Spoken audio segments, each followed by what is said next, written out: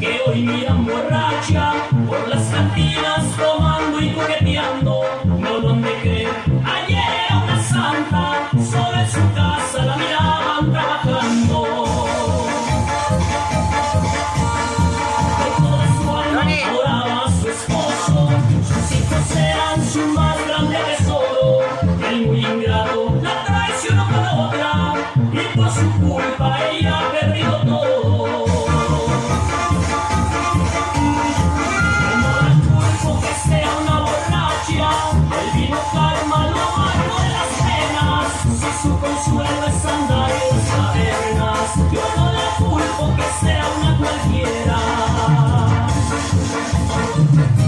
¡Y arriba las mujeres, oigan! ¡Uno para adelante! ¡Y échale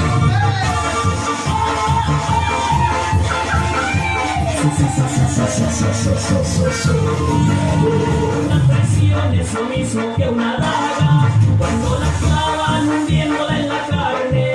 Esa mujer así sentía su alma, por eso ahora